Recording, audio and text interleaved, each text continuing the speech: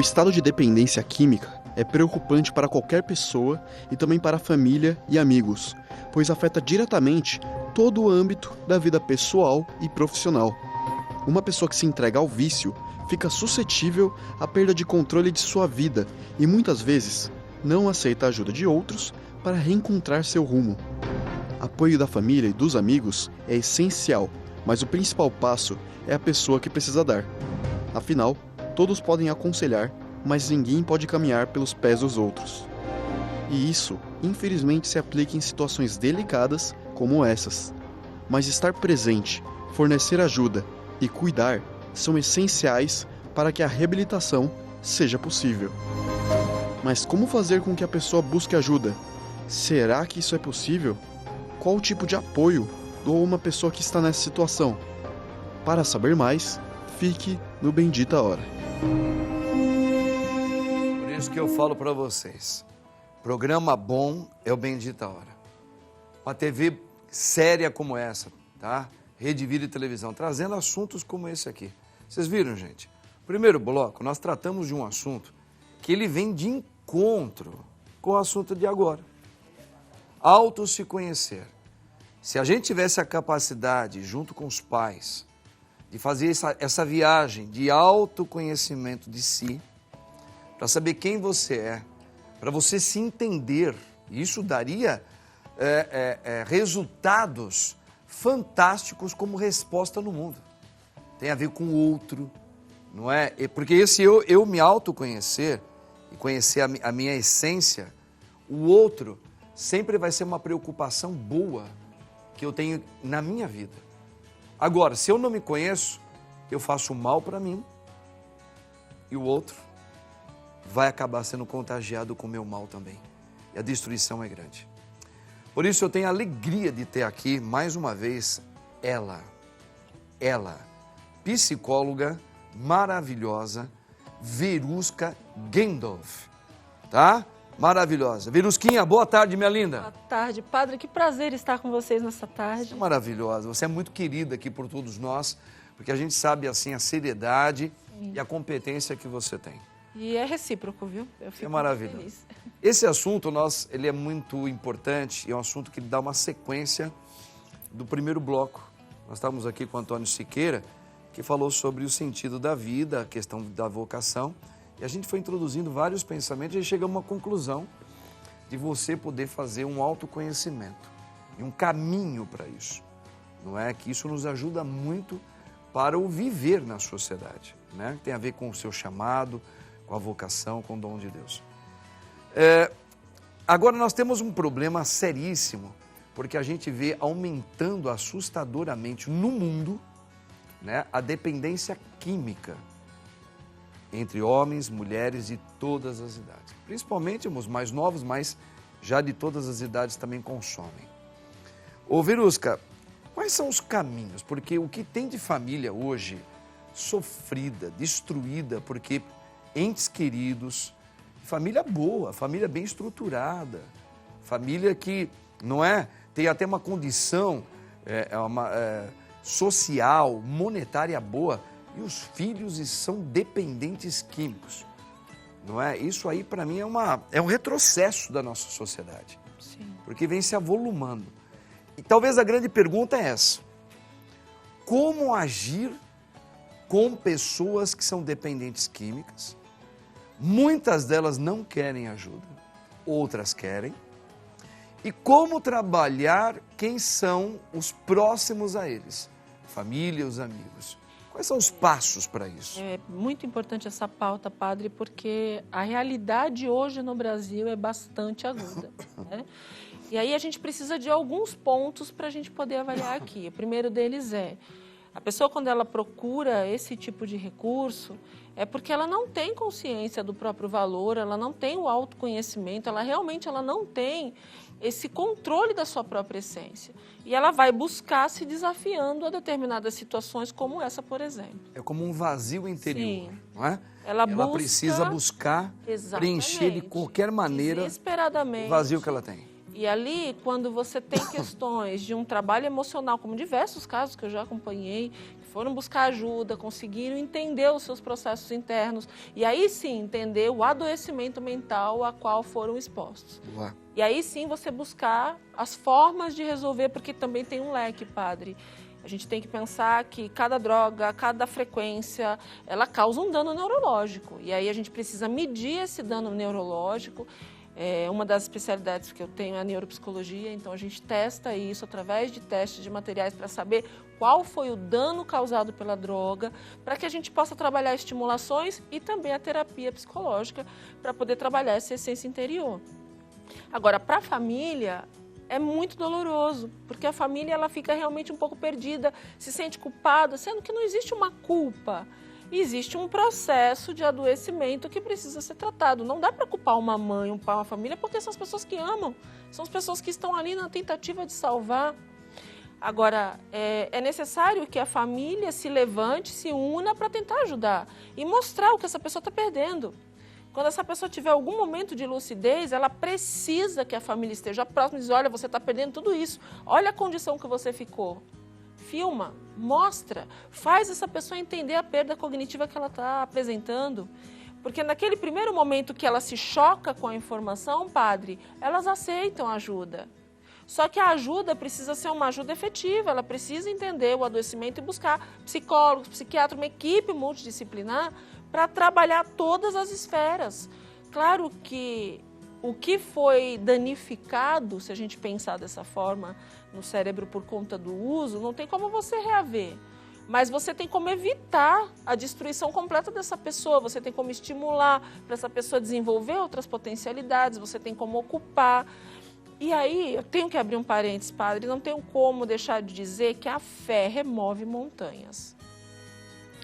Todos os estudos científicos mostram que quando você crê, quando você acredita e você tem fé, você move uma região que a gente tem aqui próximo das têmporas, que faz com que você tenha uma conexão maior com você mesmo. A sua fé, você fazendo com que essa fé seja exercida, faz com que você se conecte também melhor. E é interessante que tem até estudos recentes que falam sobre o ponto de Deus, que é como estão chamando essa região quando você clama, quando você une as mãos, quando você clama pela sua fé. Você tem mudanças químicas, hormonais no seu corpo que fazem você se sociabilizar melhor, se conectar melhor e ter uma resposta melhor.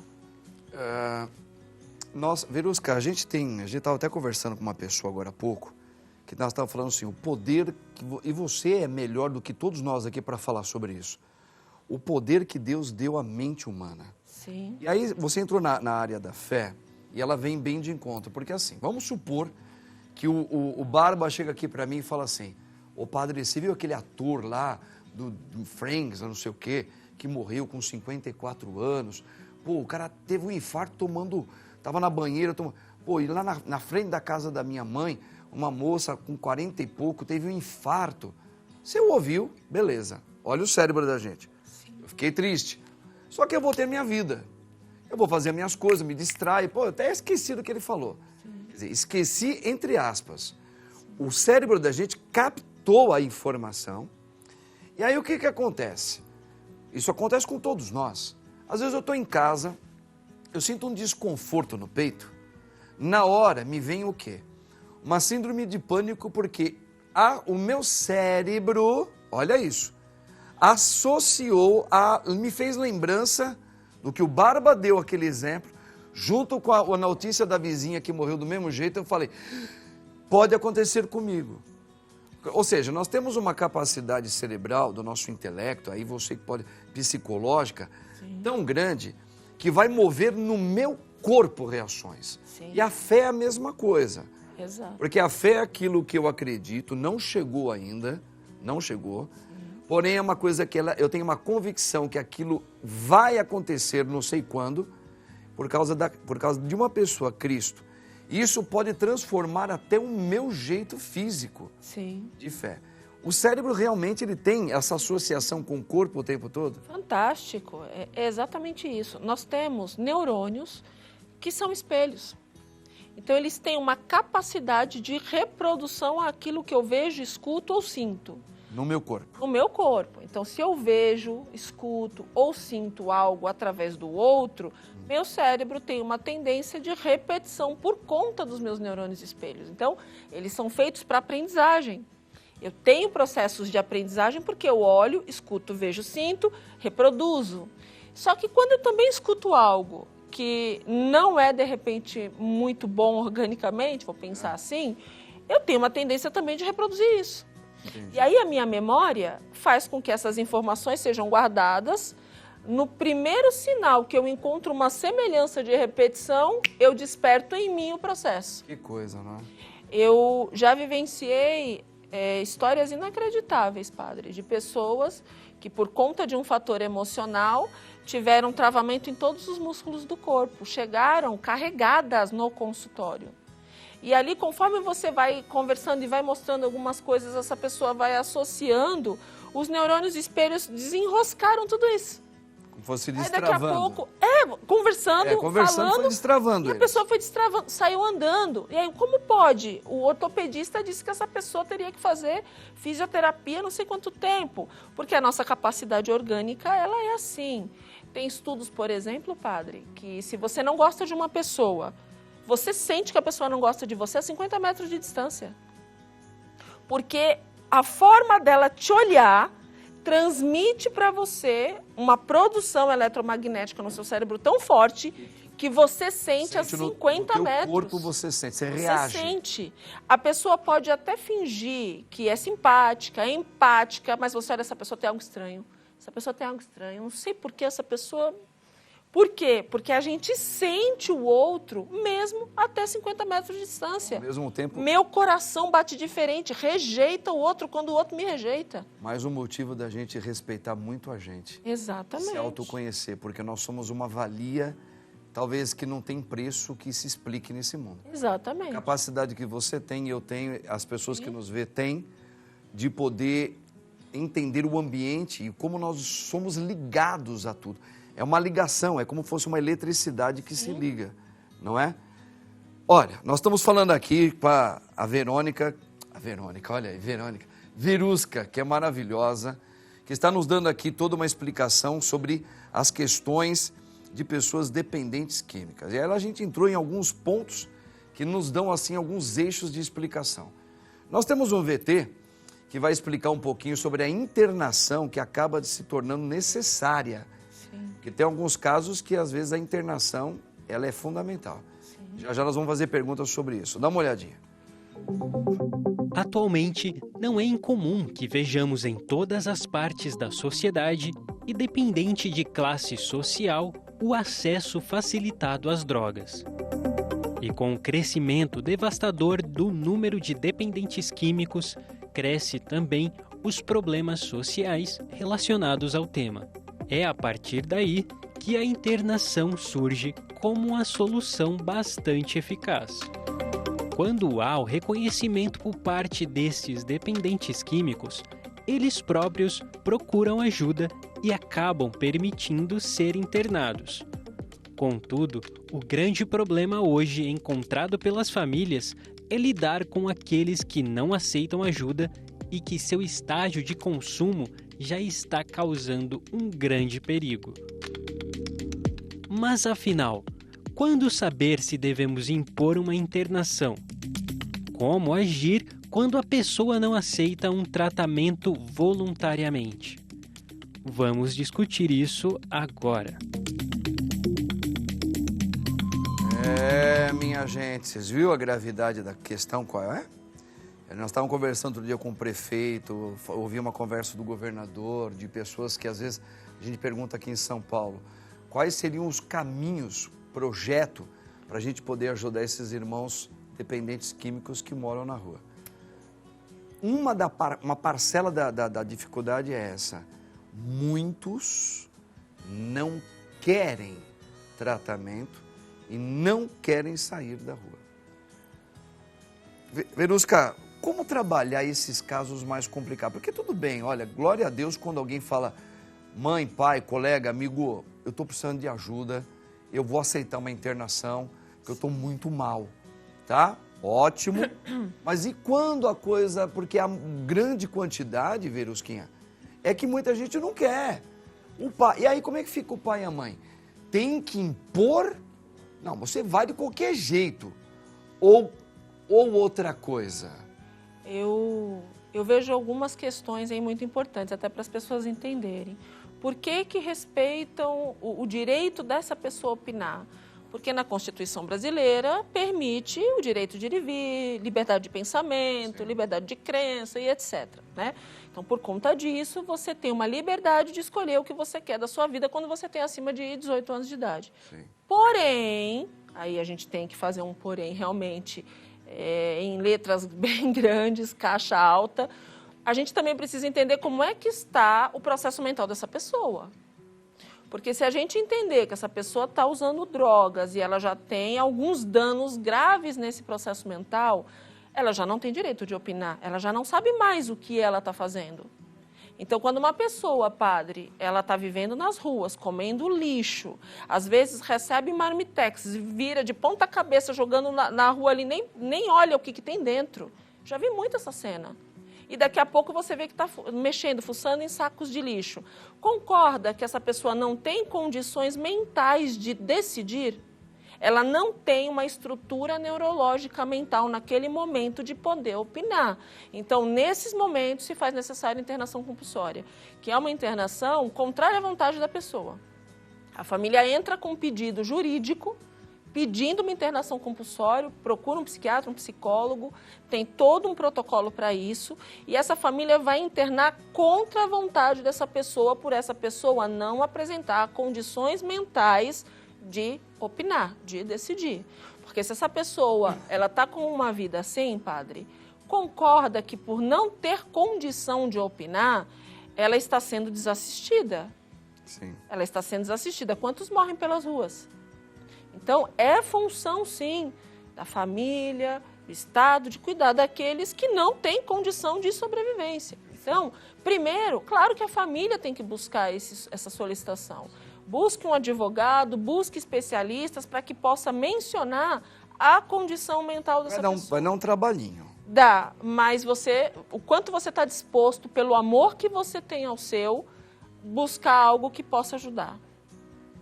Gente, isso aqui é muito interessante, né, que a Verusca está colocando para a gente, muito sério. Vocês viram que não é uma coisa simples, né? Mas ela nos fez uma abertura de pensamentos aqui, que existe uma lógica. Dentro da Constituição, o ir e vir, você tem 18 anos, você toma as suas decisões. Desde que, psicologicamente, você tenha um juízo, né? A caminho de viver em comunidade. A partir do momento que você já não tem mais esse juízo, porque ele está dominado por uma doença que é um vício, que está destruindo os neurônios dele, ele passou a não ser mais um cidadão comum no nosso meio. Ele é um doente que precisa, sem ele decidir, que alguém decida por ele. Goste ele ou não, porque ele não é qualquer coisa, ele é um ser humano, ele tem uma família. Ele tem alguém que pode não estar perto dele fisicamente, mas alguém que está sofrendo do outro lado, que tem todo um trabalho a ser feito. E a gente deixa claro que a dependência química é uma doença mental, é um adoecimento mental. É uma doença mental. Então, não adianta você esperar que a pessoa sozinha vá conseguir resolver não. Claro. Isso é muito raro.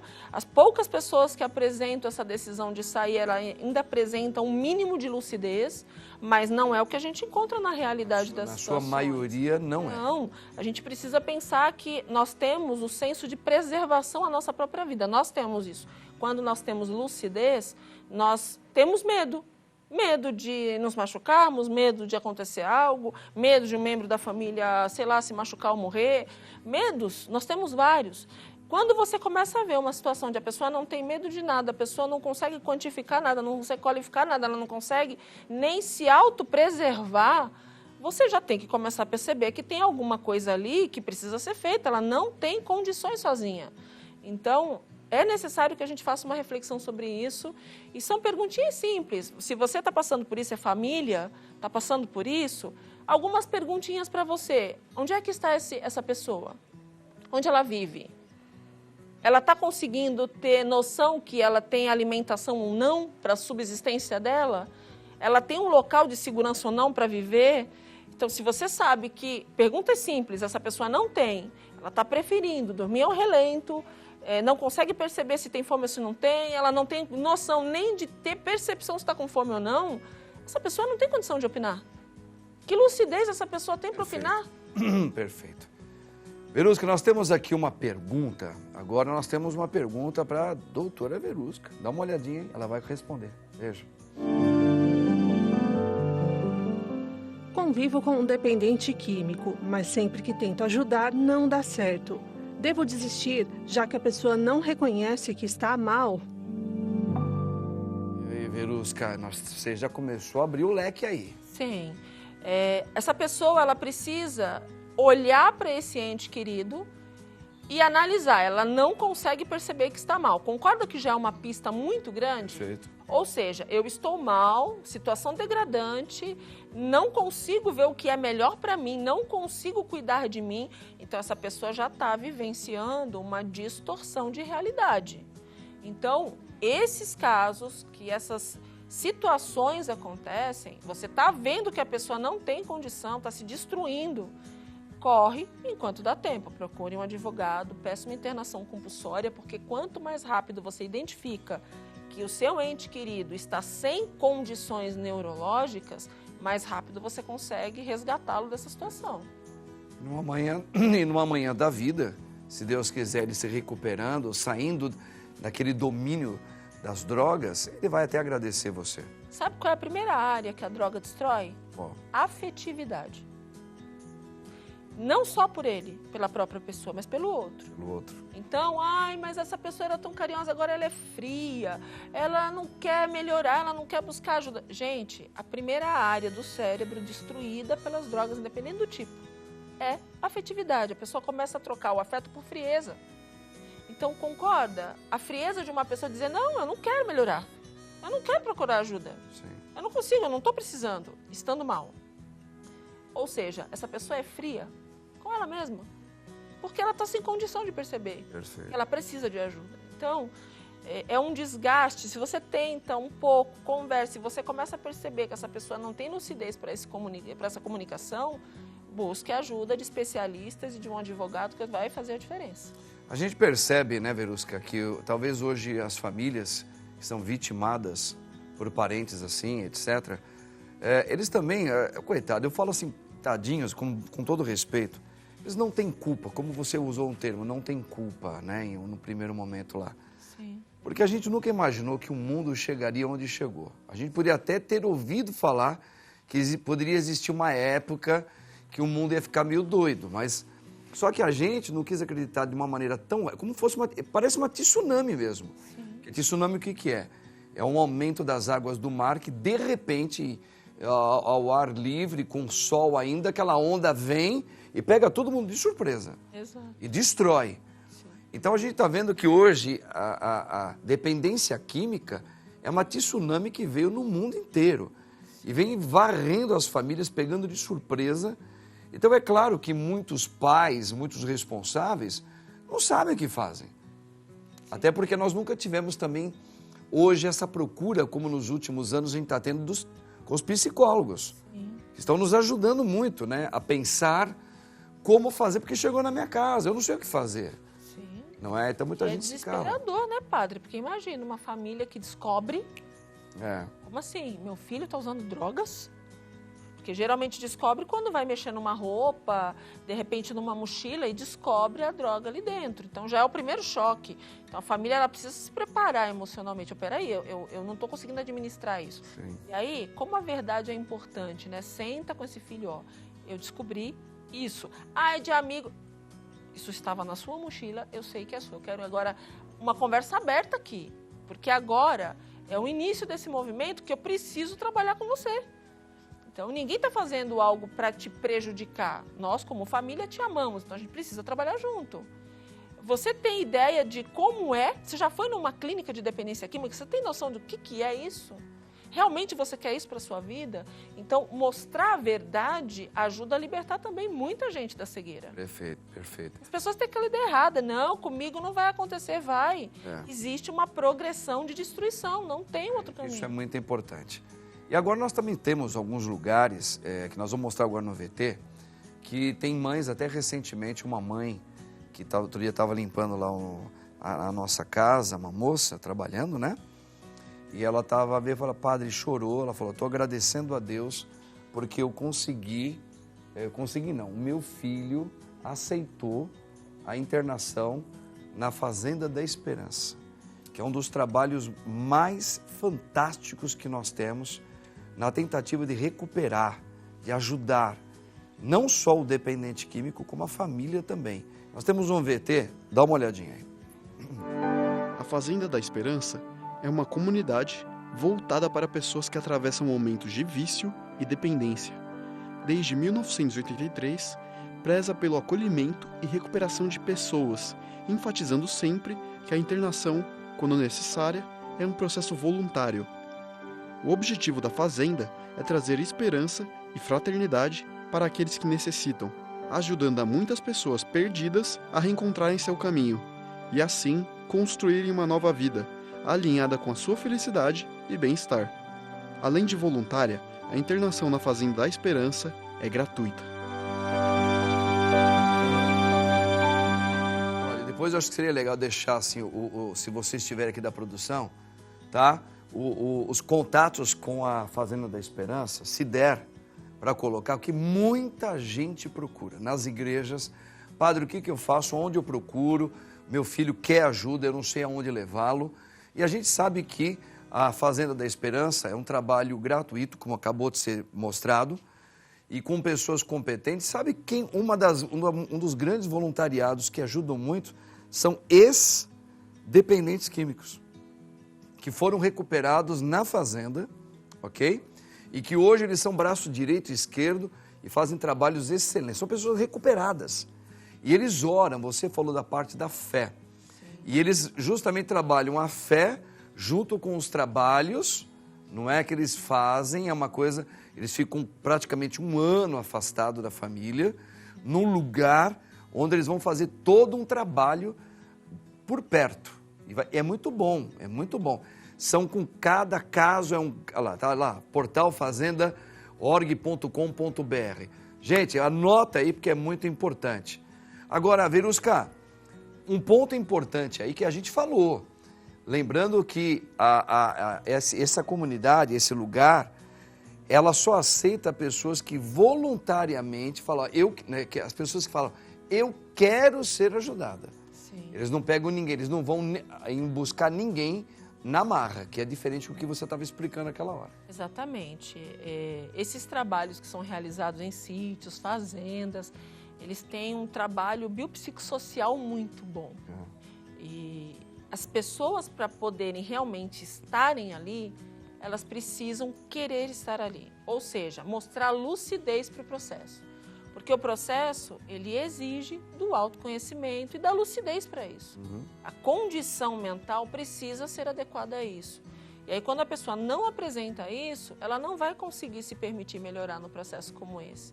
Agora, quando a pessoa percebe, nossa, eu comecei por um caminho que não é esse, eu não quero isso para mim, eu estou chocado, eu não estou me controlando, eu percebi que estou doente. E entender o adoecimento faz a diferença.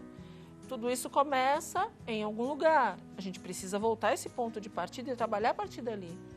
E aí esses trabalhos, sim, eles têm uma estrutura espiritual, profissional, experiência e exemplos de vida importantes que podem mostrar, sim, que é possível. Eu conheço vários grupos que têm pessoas recuperadas e que você olha e fala, nossa, que bom, essa pessoa hoje faz parte do auxílio de outras pessoas. Que bacana. Né? Agora, precisa ter a lucidez necessária para essa escolha. Você, como psicóloga, a gente está percebendo aí que parece-me que não só o dependente químico, mas os que são próximos, os familiares, os amigos, são aqueles que deveriam procurar nesta hora mais um psicólogo, né? Sim, tem até um termo, padre, que nós utilizamos muito, que as famílias acabam sendo codependentes. Porque o processo de dependência da família não é da droga, é da situação dolorosa que eles vivem. E ali eles vivem um desespero, uma angústia que é natural por conta da situação, que fazem com que eles também adoeçam. Eu já perdi a conta da quantidade de famílias que, por não ter uma estrutura emocional para lidar com isso, porque é muito difícil. Entrou em depressão. Entrou em depressão e morreu, porque depressão mata se não cuidar. Mata. Então, você tem que estar forte. Como que você vai ajudar a pessoa que você ama se você não estiver forte para isso? Então, a importância de você cuidar da sua vida emocional. Então tá aí o contato, um dos contatos que você pode buscar, além da Fazenda da Esperança, que é maravilhoso, profissionais como a nossa querida Verusca, tá bom? Que ela tenho certeza que ela tem a competência de dar o suporte que você, a senhora, o senhor, vocês precisam ter, ou que vocês conheçam alguém, uma família. Verusca tá aí. Ela tem a competência, é uma jovem mulher, porém ela é uma mulher que sabe, estuda pensamento humano, trabalha, já tem uma experiência e já ajudou muita gente e continua ajudando. Verusca, nosso programa terminou, o horário já terminou. Lembrando sempre que você é muito importante aqui, em momentos como esses, falando de assuntos como estes aqui também, né? Porque, infelizmente, são milhares e milhares de famílias que são vitimadas, né, pela dependência química de parentes, amigos, pessoas que amam, né? E a Rede Vida está aqui querendo ajudar. Obrigado por você se colocar à disposição. É uma honra poder ajudar e saber que tem pessoas que precisam e a gente está aqui para ajudar. Hoje tem um volume muito grande de mulheres apaixonadas por adictos. E essas mulheres, elas precisam tomar algumas decisões importantes e para isso elas precisam se cuidar também. Então, oferecer essa oportunidade aqui é um presente. Parabéns. Obrigada pela oportunidade. Maravilha. Obrigado também à produção, que é maravilhosa, que traz assuntos bons, como o primeiro, que fez um encaixe, né, de auto se conhecer com esse daqui, fechando e amarrando com a nossa querida Verusca, que já é de casa.